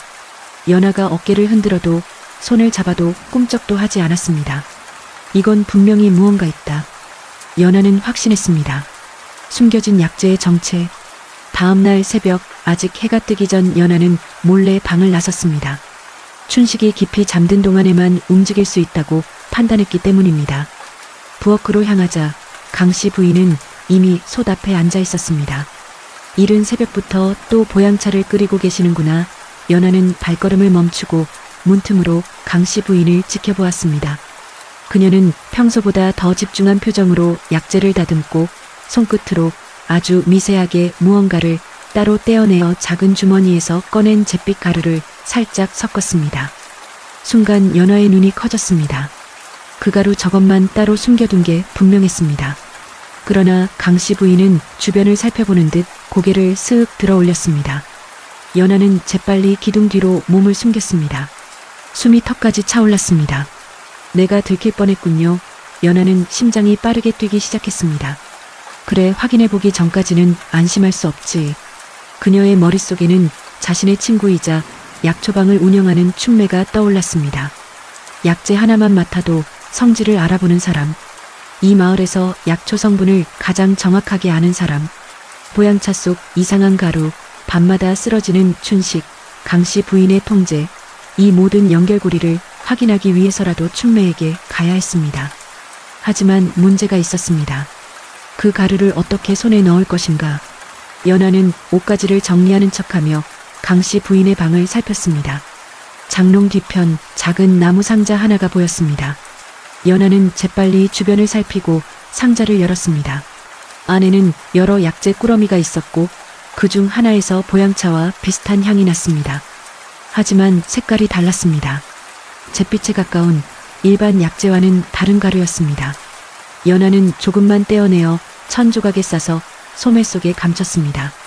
그때였습니다. 방 밖에서 강씨 부인의 발소리가 들려왔습니다. 연하는 재빨리 상자를 제자리에 놓고 옷가지를 정리하는 척했습니다. 방 정리하는 중이었느냐? 목소리는 부드러웠지만 언제나처럼 감추고 있는 무언가가 있는 얼굴이었습니다. 연하는 모른 척 고개를 끄덕였습니다. 예, 어머님. 그러나 그 순간 강씨 부인의 눈이 방 한켠을 스치고 지나갔습니다. 마치 방금 전까지 무엇인가 있었던 위치를 확인하는 듯한 눈빛이었습니다. 연하의 심장은 순간 쿵 하고 내려앉았습니다. 혹시 들킨 걸까? 그날 오후 연하는 장을 보러 나간다는 핑계로 집을 빠져나왔습니다. 행선지는 단 하나, 마을 어기 너머에서 약초방을 운영하는 춘매의 집. 어릴 적부터 친하게 지낸 친구였고 이 마을에서 약재를 가장 잘 다루는 여인이었습니다. 이걸 좀 봐줄 수 있겠니? 연하는 소매 속에서 작은 천 조각을 꺼내어 조심스레 내밀었습니다. 그 안에는 아까 몰래 챙겨온 잿빛 가루가 들어있었습니다. 춘매는 눈썹을 찌푸리며 냄새를 맡고 손끝으로 만져보았습니다.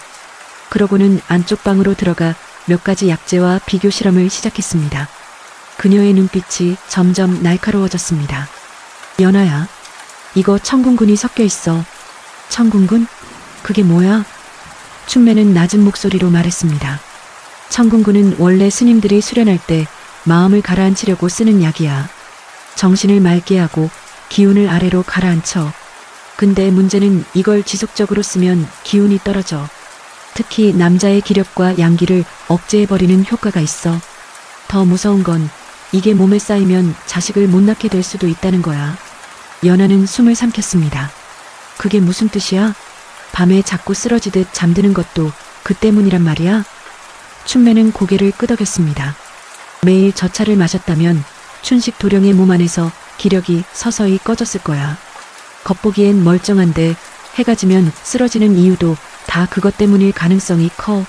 그리고 이걸 오래 먹으면 혼례를 올려도 부부관계가 불가능해질 수 있어. 그럼 그걸 어머님이 일부러 넣었다는 거야? 정확히는 모르겠지만 모르고 넣을 약재는 아니야. 이건 은은하게 작용하는 독 같은 거야. 누군가 의도를 가지고 쓴 거지. 연하의 온몸에 소름이 돋았습니다. 그게 사실이라면 어머님은 서방님을 평생 자기 곁에 묶어두려 한 거야. 아들이 남편 노릇을 못하게 만들어서 춘매는 심각한 얼굴로 말했습니다. 이걸 그대로 두면 서방님은 평생 남편 노릇을 못할 수도 있어. 지금이라도 끊어야 해. 하루라도 더 마시면 더 깊게 스며들 거야. 하지만 어머님은 매일 차를 직접 끓이세요. 제가 손댈 틈도 없어요. 그럼 한 가지 방법이 있어. 춘매는 무언가를 꺼냈습니다. 작은 유리병 하나 안에는 비슷한 색의 가루가 들어있었습니다. 이건 겉으로 보면 청군군과 흡사하지만 실제로는 기운을 회복시키는 반대 성질을 가진 약재야. 내가 만든 거야. 이걸 몰래 바꿔치기해. 그게 가능할까? 차를 끓이기 전 약재 꾸러미만 바꾸면 돼. 혼자 몰래 챙기니 그걸 노려. 다만 들키면 안 돼. 만약 들키면 어머님이 더 강한 방법을 쓸 수도 있어. 연하는 조용히 고개를 끄덕였습니다. 고맙다, 춘매야. 그날 저녁 연하는 집에 돌아와 강씨 부인이 장독대 근처에서 약재를 다듬는 틈을 이용해 몰래 꾸러미를 바꿔치기 했습니다.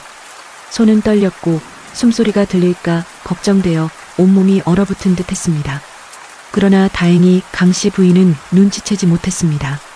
다음 날 아침 보양차가 상에 올랐습니다. 강씨 부인은 평소와 다름없이 말했습니다. 오늘은 더 신경 써서 끓였다. 우리 춘식 어여 마셔라. 춘식은 익숙한 듯 잔을 들고 마셨습니다. 연하는 그의 표정을 유심히 살폈습니다. 잠시 후 춘식은 눈썹을 찌푸렸습니다. 오늘 차는 약간 맛이 다른 것 같습니다. 강 씨 부인은 놀란 듯 고개를 들었습니다. 다르다니?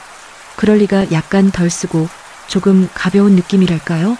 몸이 따뜻해지는 것 같기도 하고. 강 씨 부인은 잔을 살짝 들여다보며 중얼거렸습니다. 내가 똑같이 만들었는데. 연하는 숨을 죽인 채 그 장면을 바라보았습니다. 그날 낮 춘식은 평소보다 훨씬 활기차 보였습니다. 밭일을 도우면서도 힘이 넘쳤고 말씨에도 생기가 돌았습니다. 서방님, 오늘 몸 상태가 좋아 보이세요. 그러게요. 이상하게도 머리가 맑습니다. 요즘 계속 몽롱했는데 그 말을 듣는 순간 연하는 춘매의 약재가 효과를 보고 있다는 것을 확신했습니다. 하지만 기쁨도 잠시. 저녁 무렵 강 씨 부인이 연하를 불렀습니다. 잠깐 부엌으로 와보겠나? 목소리는 평소보다 낮고 단호했습니다. 연하는 긴장한 마음을 감추고 고개를 끄덕였습니다. 강 씨 부인의 눈빛은 평소와 달랐습니다. 어디선가 무언가를 확신한 사람의 태도였습니다. 혹시 강 씨 부인이 먼저 말을 꺼냈습니다. 보양차 약재에 손 뗀 적이 있는가? 연하는 순간 온몸이 얼어붙는 느낌을 받았습니다. 하지만 이미 각오한 순간이었습니다. 무슨 말씀이세요, 어머님? 어제부터 차 맛이 다르다. 춘식이도 그랬지. 나는 같은 약재를 썼다. 하지만 맛이 분명히 달라. 냄새도 다르더군. 나만큼 그 향을 아는 사람이 없지. 강 씨 부인의 눈은 차갑게 빛났습니다. 사실대로 말하게. 내 약재 꾸러미를 뒤진 게 맞지? 연하는 침을 꿀꺽 삼켰습니다. 정면 승부를 피할 수 없다는 것을 직감했습니다. 이제는 진실을 마주할 때였습니다. 예, 손댔습니다. 순간 부엌 안의 공기가 싸늘하게 식었습니다. 왜? 그 차 속에 들어있는 청궁은 그 성질을 알고 있습니다. 기운을 억누르고 서방님의 몸을 밤마다 무너지게 한 원인. 그게 어머님이 넣은 약재 때문이란 걸 알았습니다. 강 씨 부인의 얼굴이 굳었습니다. 그래서 감히 내 약재를 바꿔치기 한 것이냐? 서방님은 모릅니다. 자기가 왜 그런 상태였는지도, 왜 밤만 되면 몸이 말을 듣지 않았는지도. 어머님, 이건 너무하십니다. 강 씨 부인은 조용히 고개를 떨구었습니다. 한참을 말없이 서 있다가 그녀는 입을 열었습니다. 그 약은 내가 일부러 넣은 것이 맞다. 연하는 숨을 들이마셨습니다. 직접 인정하는 순간이었습니다. 집착이라는 이름의 사랑. 하지만 이유가 있었다.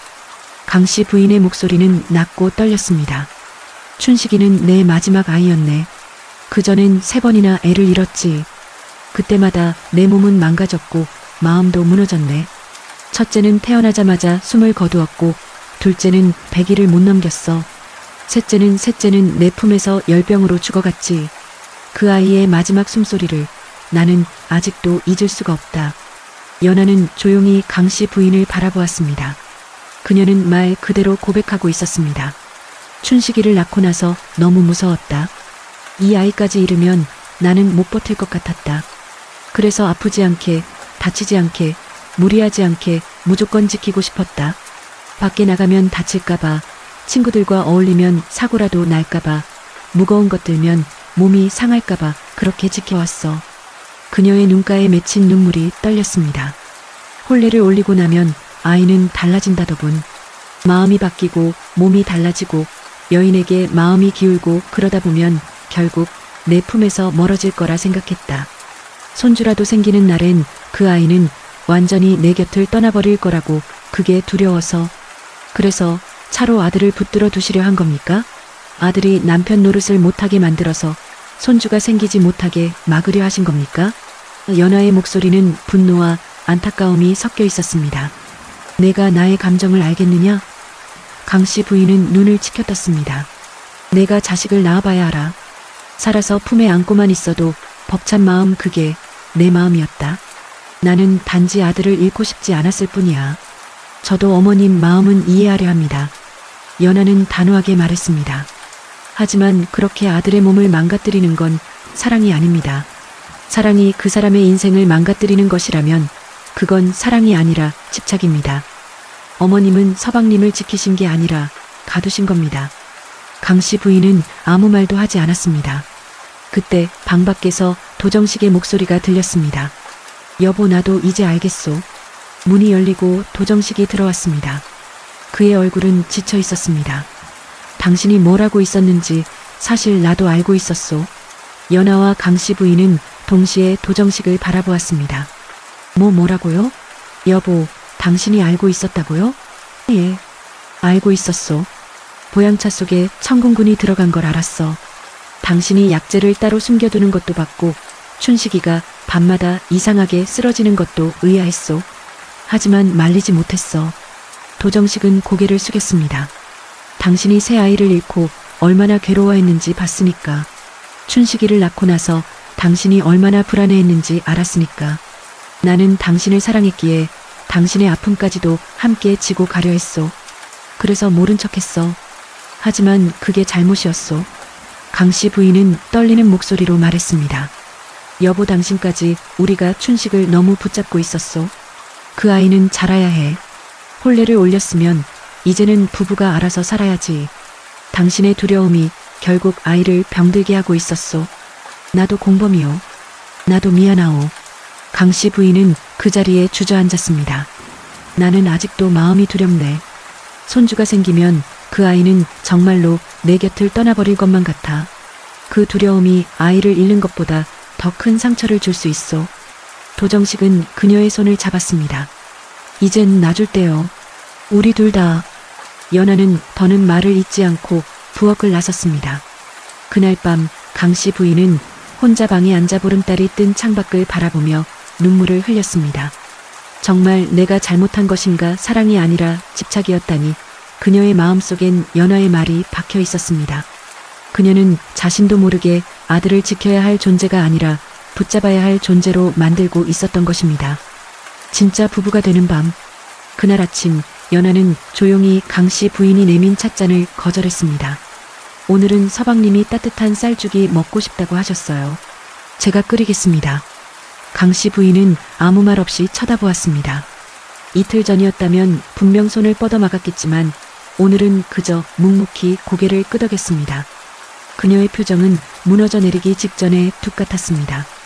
춘식은 그날 오랜만에 차를 마시지 않고 하루를 시작했습니다. 아침에는 조금 어지러웠습니다. 몸이 둔한 듯했고 기운이 아래로 쏠리는 느낌이 있었습니다.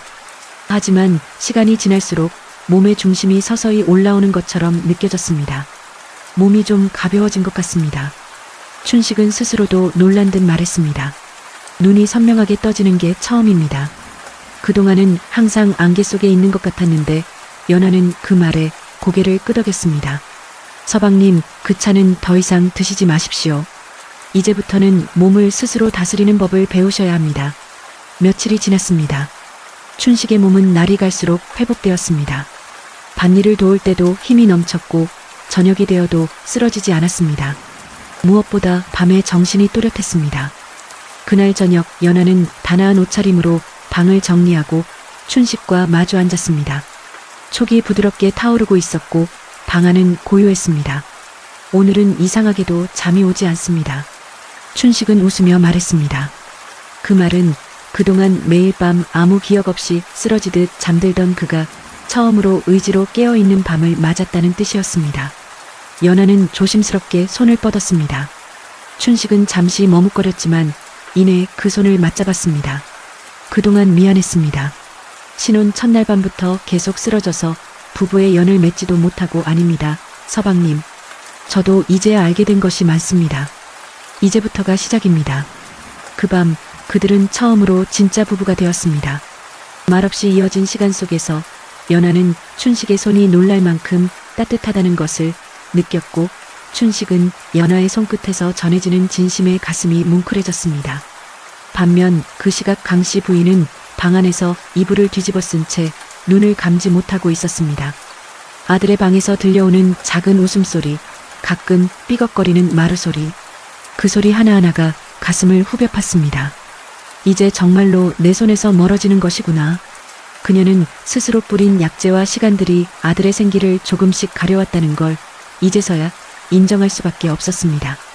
며칠 뒤 천리골 장터에서는 슬슬 춘식에 대한 소문이 바뀌기 시작했습니다. 그 도정식 내 도령, 요즘 밭일도 돕는다지? 며느리가 들어오고 사람이 확 달라졌다더라. 옛날 같으면 낮잠만 자고 멍하게 있었는데 요즘은 눈빛도 살아있고 말이야. 강씨 부인은 장터에서 그 이야기를 들으며 혼자 속으로 씁쓸하게 웃었습니다. 그래, 모두 다 내 손이 문제였던 게야. 하지만 곧 그 웃음은 작게 떨리는 한숨으로 바뀌었습니다. 나는 단지 아들을 잃고 싶지 않았을 뿐인데 춘식은 이제 아침이면 먼저 일어나 마당을 쓸었습니다. 연아와 함께 물동이를 지고 개울가로 나갔고 저녁이면 아버지와 밭고랑을 맞추었습니다. 도정식은 오래전 잊고 지냈던 미소를 되찾기 시작했습니다. 너 제법 일꾼 다 됐구나. 배우는 중입니다, 아버지. 이제야 제 몸이 제 것 같습니다. 그 말에 도정식은 이불 속에서 흐느끼던 아내가 들었으면 좋겠다는 생각이 들었습니다. 새 생명의 소식? 며칠 전부터 연하는 속이 메스꺼웠습니다. 처음엔 감기려니 했지만 아침마다 어김없이 헛구역질이 나고 밤 냄새조차 버겁게 느껴지기 시작했습니다. 춘식은 옆에서 걱정스러운 얼굴로 그녀를 바라보았습니다. 몸이 왜 이렇지요? 자주 아픈 것도 아닌데 혹시 춘매 언니에게 가보는 게 좋겠어요? 연하는 고개를 끄덕였고 다음날 곧장 춘매를 찾아갔습니다. 춘매는 연하의 손목을 짚으며 조용히 미소 지었습니다. 손끝에 닿은 맥은 더할 나위 없이 분명했습니다. 축하해. 아이야. 정말? 예. 2달 남짓된 듯해. 그래서 요즘 속이 울렁거리고 기운도 없었을 거야. 연하야, 너 어미가 되는 거야. 연하의 눈이 커졌습니다. 눈가가 붉어지며 입술을 꾹 물었습니다. 아이가 생겼어요. 그 말이 입에서 떨어지는 순간 그동안 감춰왔던 눈물과 안도의 숨이 한꺼번에 터져나왔습니다. 정말 다행이야. 청군군 때문에 혹시 서방님 몸이 회복 안 되면 어쩌나 걱정했는데 끊은 지 얼마 안 됐는데도 아이가 생겼다니 춘매가 연하의 손을 꼭 잡았습니다. 그날 저녁 연하는 춘식과 함께 조심스럽게 도정식에게 이 사실을 전했습니다. 아버님, 저희에게 아이가 생겼습니다. 도정식은 멍하니 바라보다가 천천히 얼굴이 환해졌습니다. 아이고야, 손주가 생겼단 말이냐. 그의 눈가에 눈물이 고였습니다. 이 늙은이가 죽기 전에 손주 얼굴을 보게 생겼구나. 하늘이시여 감사합니다. 춘식은 연하의 손을 꼭 잡고 고개를 숙였습니다. 저희가 잘 키우겠습니다. 그래, 그래야지. 이제야 집안에 봄이 드는구나. 그 소식이 전해졌을 때 강씨 부인은 아무 말도 하지 않았습니다. 식사 자리에서 도정식이 흐뭇한 얼굴로 말했습니다. 여보, 손주가 생겼소. 우리도 곧 할머니, 할아버지가 되겠구려. 하지만 강씨 부인의 젓가락은 그 순간 멈췄습니다. 미소를 지으려 했지만 입꼬리가 떨렸고 눈은 흔들렸습니다. 그래요, 잘 됐네요. 그녀는 그것만 말하고 조용히 자리를 떴습니다. 그날 밤 그녀는 마루 끝에 앉아 어두운 하늘을 바라보았습니다. 손주라니 기뻐해야 하는데 왜 이렇게 가슴이 무너지는 거지? 눈물이 한 줄기 흘러내렸습니다. 그에게 아이가 생기면 이젠 정말 나 없이도 살게 되겠지. 그동안 억지로 붙들고 있었던 거 다 헛된 일이었구나. 나는 이제 필요 없는 사람이 되는 거야. 그녀는 마치 배신당한 것처럼 가슴이 아려왔습니다. 자식을 사랑했지만 그 사랑이 이토록 찌질하고 무거웠다는 걸 이제야 인정하게 되었습니다. 며칠 뒤 연하는 조심스럽게 강씨 부인의 방문을 두드렸습니다. 어머님, 잠깐 괜찮으시겠어요? 강씨 부인은 고개를 들지 않았습니다. 너무 죄송해서 차마 얼굴을 들 수가 없구나. 어머님, 저희가 아이를 낳는다고 해서 어머님 곁을 떠나는 것이 아닙니다. 연하는 조용히 앉으며 말을 이었습니다. 이 집은 서방님의 집이고 어머님의 집입니다. 손주는 어머님의 핏줄이고 어머님의 사랑을 받을 존재입니다. 서방님은 여전히 어머님의 아들이고 저는 어머님의 며느리입니다. 아무것도 변하지 않았어요. 강씨 부인은 여전히 고개를 숙인 채 말했습니다. 나는 미련했구나. 아들을 지키려다 결국엔 내 손으로 아들의 삶을 막아섰구나. 그리고 이제 손주까지 생기면 나는 정말 쓸모없는 사람이 되는 거지. 연하는 그녀의 손을 잡았습니다. 지키고 싶은 마음은 사랑이었습니다. 하지만 이젠 놓아주심으로써 더 큰 사랑을 보여주셔야 할 때입니다. 어머님, 손주에게 할머니가 되어주세요. 독이 든 차를 끓이는 어미가 아니라 따뜻한 품을 가진 할머니로요. 그 말에 강씨 부인은 처음으로 고개를 들었습니다.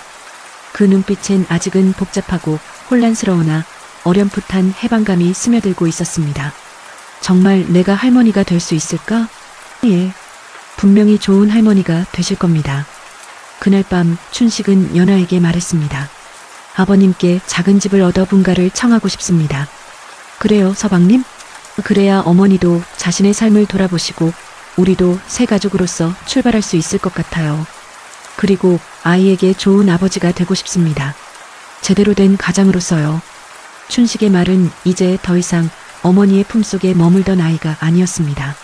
그는 진짜 어른이 되어가고 있었습니다. 몇 주 후 도정식은 마당 한켠에 덩그러니 놓인 마차를 가리켰습니다. 이거 말이야, 천리제 건너 편 마을에 빈집 하나 있어. 손 좀 보면 아늑할 게다. 너희 둘 거기로 가라. 아이 낳기 전에 둥지부터 틀어야지. 춘식은 고개를 끄덕였고 연하는 묵묵히 그의 손을 잡았습니다. 그 말이 떨어지자 강씨 부인의 얼굴이 굳었습니다. 꼭 그렇게까지 해야겠느냐? 어머님, 이건 도망이 아닙니다.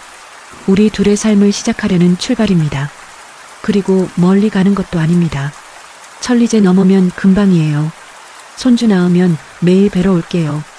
연하의 말에 강씨 부인은 천천히 눈을 내리깔았습니다. 그래, 맞다. 출발이겠지. 내가 너무 오래 너를 붙잡았구나. 이제 보내야 하는구나.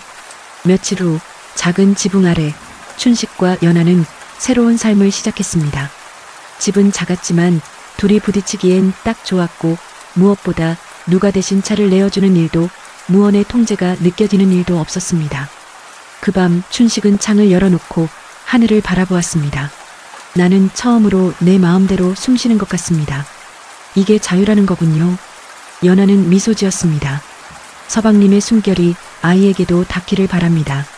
한편 본가에 남은 강씨 부인은 빈 방을 바라보며 오랫동안 서 있었습니다.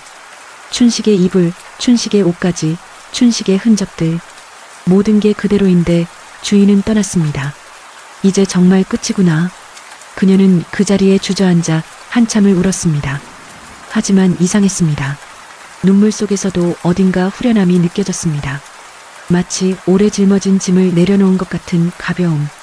도정식이 조용히 다가와 그녀의 어깨를 감싸 안았습니다. 이제 우리 둘이서 살아봅시다. 손주 보러 가는 재미로요. 여보, 나 잘한 거 맞지요? 예. 잘하셨소. 늦었지만 결국 잘하셨소. 진짜 가족이 되다. 시간이 흘러 연하는 아들을 낳았습니다. 태어났구나. 우리 손주가 세상에 나왔구나 하지만 쉽게 방문을 열지 못했습니다. 그저 문틈 너머로 들려오는 아이의 울음과 연하의 숨소리를 들으며 그녀는 손을 움켜쥐었습니다. 내가 들어가도 될까? 내가 저 아이를 안아도 될까? 춘식이 문을 열었습니다. 어머님, 들어오셔도 됩니다. 손주가 할머니를 기다리고 있습니다. 강씨 부인은 한참을 서 있다가 작은 발걸음으로 안에 들어왔습니다. 방 안에는 작고 조용히 숨쉬는 갓난아기와 눈에 눈물이 고인 연하가 있었습니다. 연하는 아이를 조심스레 안아 건넸습니다. 어머님, 이 아이는 어머님의 손주입니다. 어머님이 첫 번째로 안아주세요. 강씨 부인은 떨리는 손으로 아기를 받았습니다. 작디 작은 손가락, 포슬포슬한 머리카락, 따뜻한 체온. 그녀는 어느새 눈물을 흘리고 있었습니다. 어머, 이 아이는 춘식이 어렸을 때랑 똑같이 생겼네. 똑같아. 그 말에 방 안 모두가 웃었습니다. 그 웃음은 슬픔의 끝자락에서 피어나는 따뜻한 봄 햇살 같았습니다. 할미가 지켜줄게. 이번엔 독이 아니라 사랑으로, 집착이 아니라 축복으로. 강씨 부인의 눈물이 아기의 작은 손등에 떨어졌습니다. 며칠 뒤 연하는 아침에 일어나 마루 위에 놓인 봉투 하나를 발견했습니다. 새댁에게 강씨 봉투 안에는 짧은 편지 한 장이 들어 있었습니다. 그동안 내 마음속에 너를 들이지 못했던 걸 사과하마. 이제 알겠구나. 너는 나의 아들을 빼앗은 사람이 아니라 나의 아들을 진짜 사람으로 만들어준 사람이었어. 그리고 나를 다시 어미로 만들어준 사람이다. 독차를 끓이던 나를 멈춰줘서 고맙다. 진심으로. 연하는 편지를 가슴에 품고 밖으로 나와 찬란한 햇살을 바라보았습니다.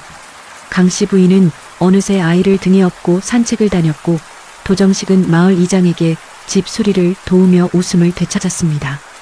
춘식과 연아는 이제 진짜 가족이 되었고 그 가족 안엔 누구도 빠짐없이 함께였습니다.